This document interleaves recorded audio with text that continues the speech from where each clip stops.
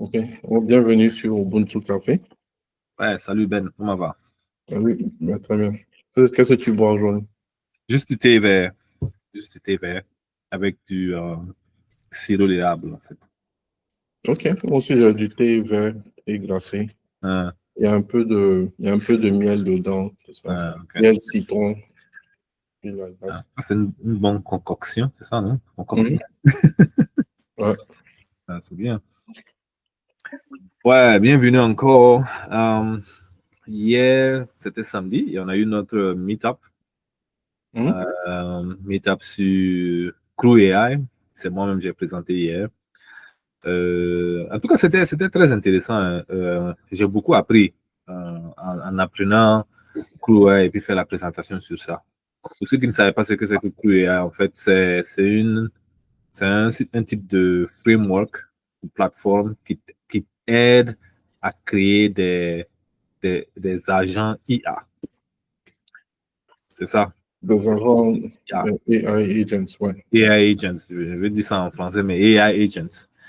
Et en fait, c'est une manière d'orchestrer, en fait, non seulement la création des AI agents, mais aussi comment les contrôler, comment les mettre ensemble pour qu'ils puissent achever une tâche, en fait, accomplir une tâche.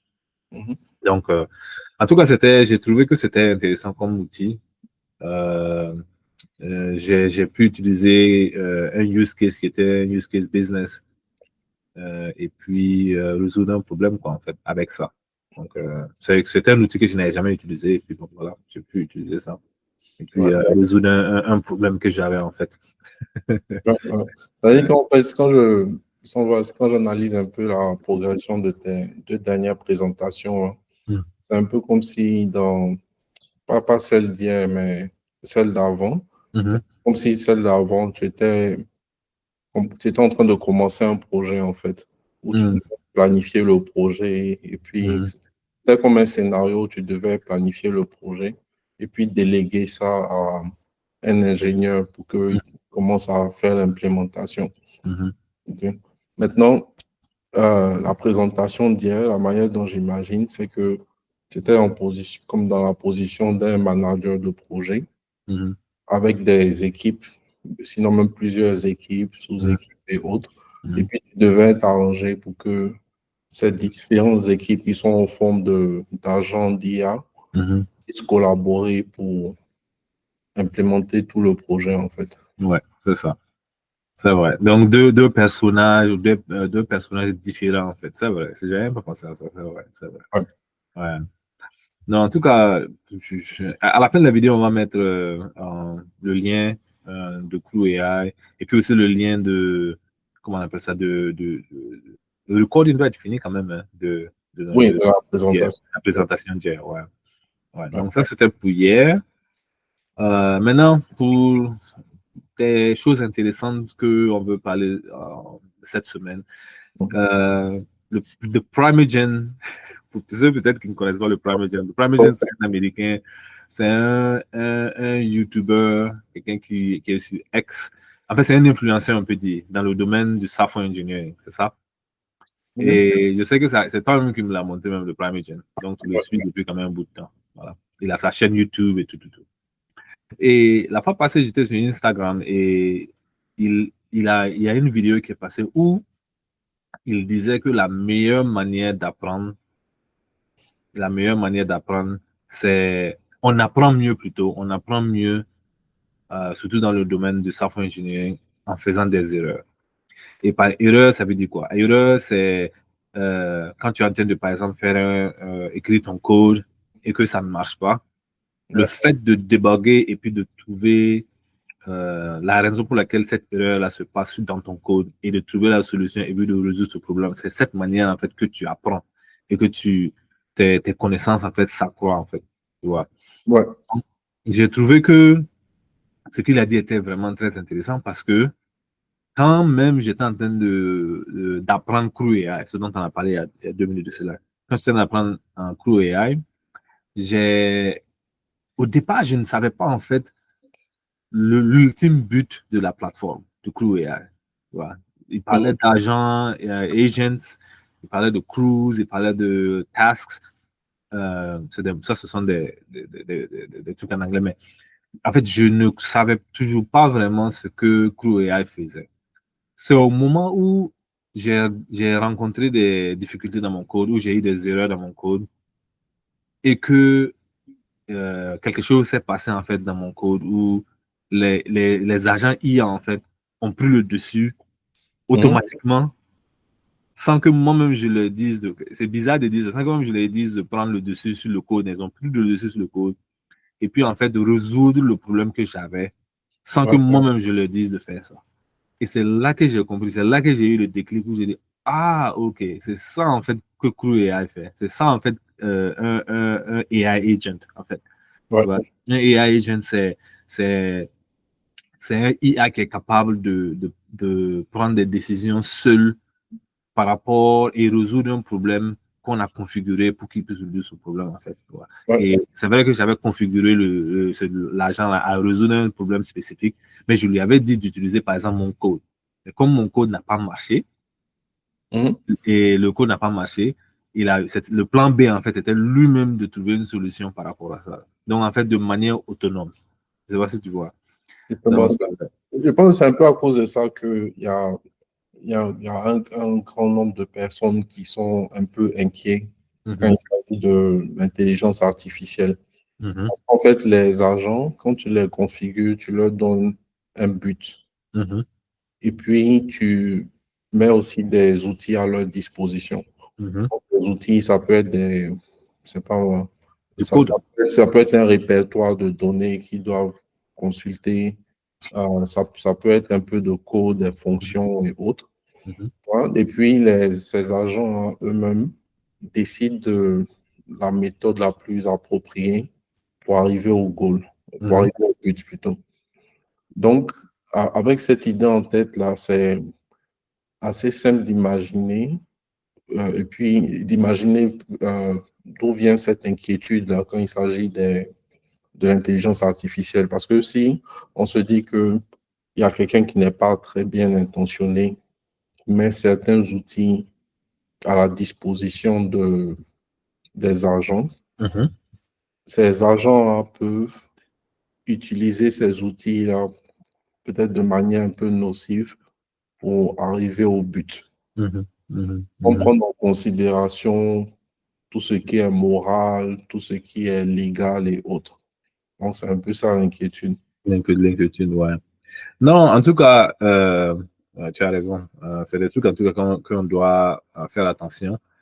Mais vraiment, pour revenir sur l'exemple sur la vidéo Instagram que j'avais regardée de Climate Gen, c'était vraiment pour dire que c'est parce que en essayant de créer cette plateforme-là, en essayant de créer ces agents-là, d'utiliser ces agents-là, quand ça a fait des erreurs, en fait, que j'ai en fait compris le but de la plateforme. Donc, c'est pour vraiment répéter et puis vraiment dire que quand on veut apprendre, surtout dans le software engineering, quand on veut apprendre, vraiment la meilleure manière, en fait, c'est d'essayer de construire quelque chose, en fait. C'est-à-dire, c'est vrai qu'on a parlé une fois des bootcamps. Je ne sais pas si tu te rappelles, on a parlé des bootcamps avant.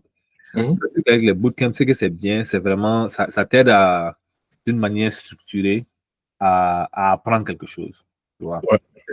Mais je pense que l'apprentissage, même le vrai apprentissage, vient de toi-même décider de construire quelque chose sans vraiment que quelqu'un te dise comment le faire. Je ne sais pas si tu vois ce que je veux dire. C'est-à-dire que tu te dis dans ta tête que je veux résoudre un tel problème. OK? Maintenant, je vais utiliser cette plateforme ou bien ce langage-là pour résoudre ce problème-là et voir si je peux y arriver.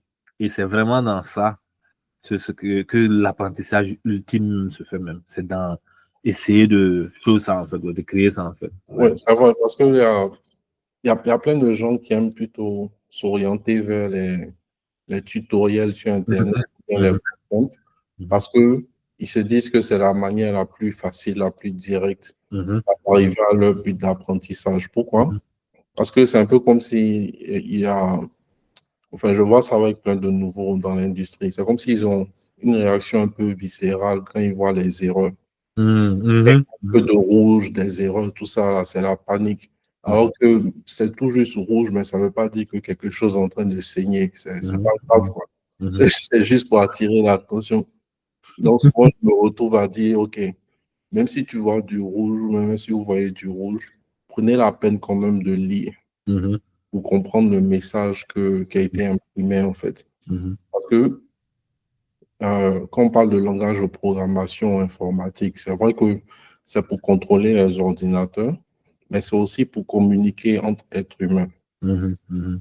Donc, si les créateurs de ces langages, de ces outils, ont pris la peine d'imprimer une erreur, c'est fait pour que ceux qui rencontrent cette erreur-là puissent lire et puis trouver des indices pour résoudre le problème. Ça va. Ouais. Ça va. Ça va. Et puis en plus, Mhm. quand ça se fait comme ça donne aussi l'opportunité de découvrir certains règlements dans le développement de logiciels, en fait. Parce que quand il y a les livres, les tutoriels, les bootcamps et autres, les gens c'est impossible comment dirais-je, c'est impossible pour ce genre de contenu pour apprendre de vraiment capturer tout ce qui se passe en réalité. Mhm. Mhm. Tu vois, donc,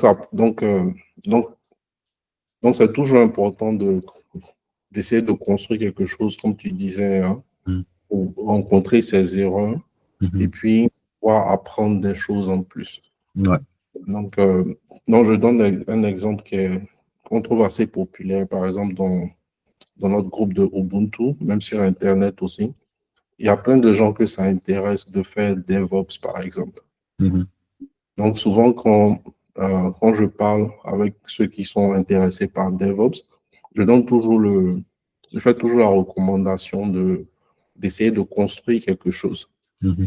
Donc, pour faire une petite analogie, c'est un peu comme si chaque jour, on doit aller faire le marché pour préparer à la maison. Mhm. OK? Donc, si on se dit qu'on va à pied au marché, OK? Entre la maison et le marché, il y a beaucoup de choses à voir. Donc, le but, c'est d'aller faire le marché pour rentrer à la maison. Mais je suis presque sûr qu'après la deuxième ou troisième fois, en allant au marché à pied, c'est possible de remarquer plein de choses en chemin. Genre, où sont les vendeurs d'oranges, où sont où se trouvent les boutiques et ainsi de suite. La vendeuse à locaux. La vendeuse d'Aloco, etc., etc. Donc, c'est la même chose. Même si le but, c'est de faire DevOps, si on a juste un peu pour dire de construire quelque chose, quand on construit quelque chose, c'est pour déployer, pour que les utilisateurs puissent avoir accès. Mhm. Mhm. Donc, Ça, en ça. essayant de rendre ça disponible aux utilisateurs, en même temps, on se retrouve à faire du DevOps. Mhm. Mhm. Tu Mhm. vois. Et Ouais. puis, on peut faire on se retrouve à faire du DevOps de la meilleure manière parce que on arrive à cerner exactement qu'est-ce qui est nécessaire pour pouvoir déployer l'application. Ça, c'est Parce que bon. c'est ça le but de DevOps. Ouais. Alors que faire DevOps sans construire, c'est un peu toujours comme la magie. Mhm. On se base seulement sur ce que les opinions des autres sur qu'est-ce que DevOps, qu'est-ce que c'est DevOps. Mhm. Alors Mhm. que DevOps, ce n'est pas forcément les outils et autres, Mhm. plutôt comment pouvoir, je sais pas moi, prendre les artefacts d'une application qu'on a construite et puis la rendre disponible C'est aux ça, utilisateurs. effectivement. Ouais. Non, en tout cas, donc c'est vraiment, si on peut donner vraiment un conseil à tous ceux qui veulent, euh, en fait, je pense que c'est dans n'importe quel domaine, hein. C'est dans n'importe quel domaine. Si tu veux apprendre, c'est vraiment de mettre la main à la tâche et puis Dans la pratique. ouais, la pratique. Parce que même, je peux dire que moi, j'étais, comment dire, pas victime, mais euh, c'est tout le temps en train de regarder les tutoriels, regarder les vidéos YouTube. Tu vois, c'est facile en fait. Tu peux mettre ça sur ton ordinateur et puis tu regardes. Mais tant que toi, tu ne sais pas de construire quelque chose, Ouais. Puis prendre un projet simple et construire quelque chose, je ne pense pas que tu puisses comprendre le plus vite possible ou bien à la vitesse à laquelle tu veux en fait apprendre. Ouais. Parce que les opportunités de vraiment apprendre se trouvent dans les erreurs qu'on rencontre en Mhm. construisant quelque chose. Mhm. Et puis de toute façon, même quand quelqu'un met dans son titre de travail qu'il est ingénieur, ingénieur, ça sous-entend résoudre les problèmes. Résoudre les problèmes des clients et autres et autres. Donc si au niveau personnel, on n'a pas une certaine routine de résoudre les problèmes, c'est difficile de résoudre les problèmes pour quelqu'un d'autre. Mhm. Mhm. C'est vrai. Donc, on doit avoir une attitude positive. Parce que chaque fois qu'on voit des erreurs, même s'ils sont en rouge, il n'y a pas de personne qui saigne, c'est juste une opportunité d'apprendre. Mhm. Et je pense que la différence entre un senior développeur et puis un associé ou bien un regular developer, c'est que le senior developer, quand il voit l'erreur que tu as faite dans ton code, il peut te dire exactement où est-ce que ton erreur en fait est. En fait. En 2-3 minutes, il peut te dire, OK, tu as fait l'erreur là ici, il faut aller fixer, il faut aller arranger ce code-là ou quelque chose comme ça. Et ça vient avec la pratique. La pratique, c'est impossible d'inventer. C'est C'est tout. impossible d'inventer ça, la pratique. Ouais. Peut-être un dernier mot sur ce que tu viens de dire, c'est que même quand il s'agit des interviews, Mhm. OK, c'est pas obligé de tout connaître. De toute façon, c'est pas obligé de tout connaître dans ce Mhm. domaine. Mhm. Mais rien qu'en ayant une conversation pendant l'interview, euh, c'est possible de savoir quel candidat sait de quoi il parle et puis quel candidat fait tout juste de la répétition ou bien en train d'inventer. Parce C'est qu'il vrai. y a certaines choses qu'on découvre dans la pratique qui ne Mhm. sont pas dans les livres, Mhm. pas Mhm. dans les tutoriels. Il n'y a personne qui peut enseigner ça. C'est la personne qui fait la pratique qui saura. Ouais. Ceux qui conduisent l'interview, eux, ils sont déjà dans la pratique. Mhm. Donc, Mhm. en parlant au candidat, ils peuvent savoir, OK, ce candidat, il raconte sa vie, et puis l'autre, et lui, il connaît quelque chose. Ouais, ouais. En fait, il y a une manière, même dans ta manière même de parler, même, tu es à l'aise, mais en fait, c'est facile d'expliquer en fait les problèmes que tu rencontres parce que tu les as rencontrés en fait, au lieu d'inventer quelque chose. Parce que quand tu inventes, si on te pose une question qui sort hors norme seulement, c'est fini quoi en fait. C'est fini. Parce que tu ne l'as pas vécu en fait. C'est ça. Justement. Donc, c'est très important et de ne pas avoir peur, en fait. Tu vois, de ne pas avoir peur de vraiment essayer et pousser. Et puis maintenant, avec toutes les technologies qu'il y a qui peuvent t'aider, qui peuvent t'aider à construire quelque chose assez. Je ne pense pas qu'il y ait vraiment des barrières, on peut dire. Il y a beaucoup d'outils IA qui peuvent t'aider, il y a beaucoup d'outils comme Copilot qui peuvent t'aider. Il y a plein de choses maintenant qui peuvent t'aider. Ouais. Mhm. C'est-à-dire, dans la pratique personnelle, un des buts à atteindre, c'est de pouvoir atteindre le niveau où on est soi-même à même de pouvoir répondre à ses propres questions. Mm. Mm. Dans le monde réel, il n'y a pas forcément de ressources qu'on peut aller consulter, il n'y a pas forcément de personnes qui savent même de quoi on parle. Mm. Donc, c'est soi-même pouvoir analyser la situation du moment, que ce soit une erreur ou bien un truc, un bug, et puis avoir cette réflexion-là, essayer certaines choses, Mhm. pour maintenant déduire que, ah, en fait, le problème, c'est sûrement ça ou ça. Et puis, bon, Mhm. plus souvent, c'est dans un de ces chemins potentiels là qu'on trouve la solution. C'est ça. C'est ça. Ouais. Non, en tout cas, c'est bon, c'est bon, c'est bon. Euh, ouais, voilà. Ouais, en tout cas, je pense que ça, en tout cas, la vidéo du premier jeune, c'était bien. Euh, j'ai beaucoup aimé. Le il est vraiment intéressant en tout cas. Ouais, ouais.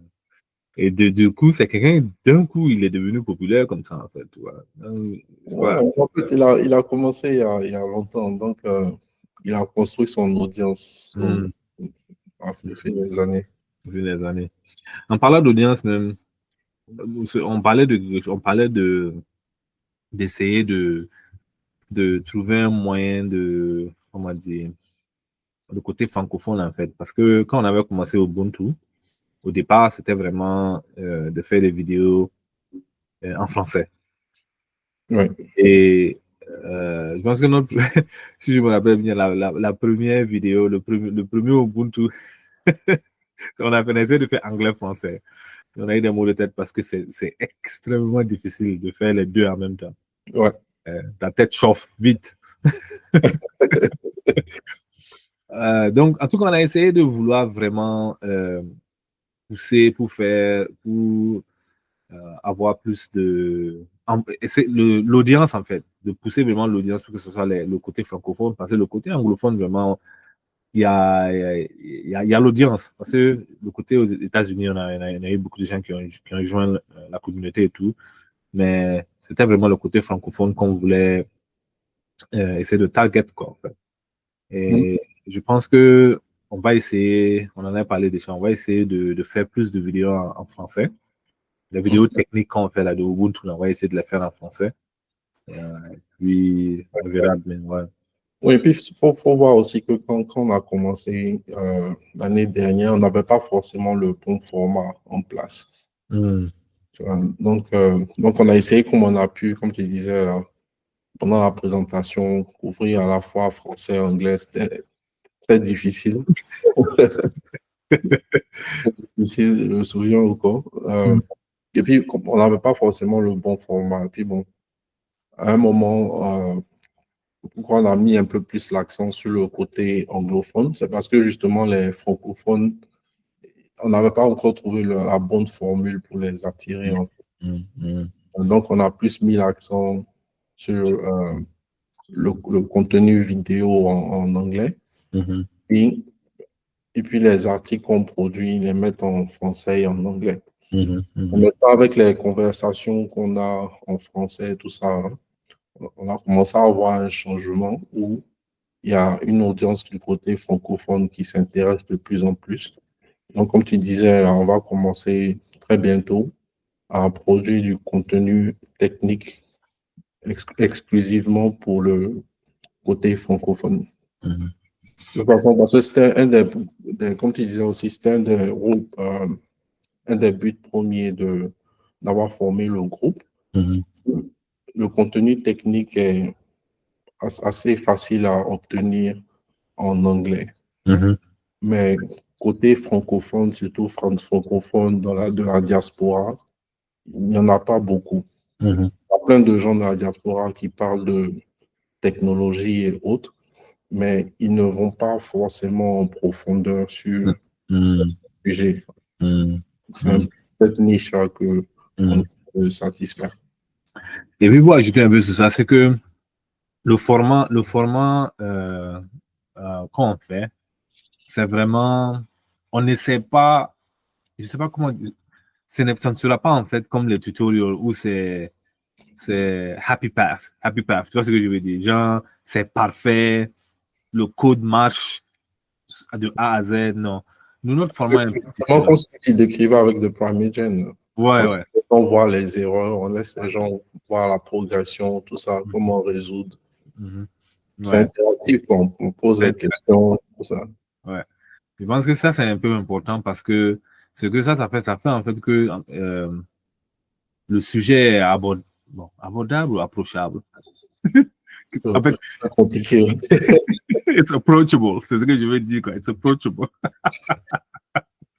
Bon, c'est pour dire que accessible, voilà, le sujet est accessible.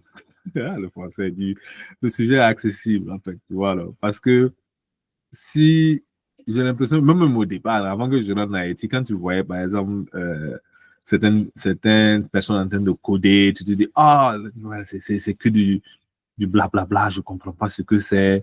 Mais en réalité, si vraiment tu t'appliques et tu te mets dans la tête que tu vas apprendre. L'ordinateur, en fait, n'a pas de sentiment. C'est pas comme si l'ordinateur est contre toi. Ce qu'il te dit, tout simplement, c'est que l'information que tu lui as donnée n'est pas bonne, c'est tout. Tu vois? Donc, si tu es dans ta tête, tu te mets ça dans la tête, je pense que et vraiment, tu n'as pas peur de pousser et apprendre. Je pense qu'à la fin, tu vas beaucoup il n'y aura pas de soucis, quoi. Ouais. Enfin, rejoindre le groupe, tout ça, ça Mhm.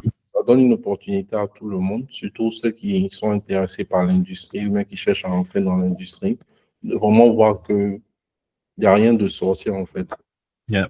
Ça aide à enlever le mystère de la Mhm. programmation des ordinateurs et autres, Mhm. pour rendre ça vraiment accessible à tout le monde. Ouais, c'est bon, c'est accessible. OK. Ouais. Donc, je dirais que la semaine prochaine, je pense qu'on aura une session en français, le samedi, Ouais, je pense. ça, Hein. Ouais. Et puis, le samedi prochain, on a un volontaire qui va faire une session sur Android et puis Kotlin. oui, Android et Kotlin, oui. Et puis un peu de AI aussi, un peu de IA aussi. OK. Et après, on a un autre membre qui va faire une présentation sur DevOps. DevOps, ouais. Un projet qu'il a fait personnellement. Et c'est un membre fidèle, hein, 2 ans qu'il est dans le groupe. Oui, ça fait presque 2 ans, oui, effectivement. Et il n'avait pas vraiment de notion IT. Oui, on a pu voir la progression de ça. Même comme on disait tout à l'heure, un peu comme quand il y a les interviews, on voit les candidats qui ont la pratique et puis ceux qui racontent leur vie. Donc maintenant, le niveau de conversation dans tous ces thèmes techniques, tout ça, là, c'est comme le jour et la nuit, quoi. Ouais. En tout cas, on a vu la progression. Et ça, c'est parce que il s'applique, il vient à Ubuntu Meetup chaque 2 semaines et puis il s'applique. Se porte volontaire pour présenter. Là, je pense que ça sera quoi? Ça, peut-être 4e présentation. Ouais, 3 ou 4, quelque chose comme ça. Ouais. Donc, c'est ça. C'est vraiment avoir le mindset d'apprendre, quoi. Et c'est ça, dans le groupe, là, c'est ce qu'on cherche. C'est vraiment le mindset d'apprendre. Ouais. OK. Donc, il n'y a pas de souci. Je pense que c'est bon, hein? Ouais, c'est bon. Ouais. Donc, on va se voir dimanche prochain. Ouais. La semaine prochaine. Allez, à plus. OK. Bye bye. Bye.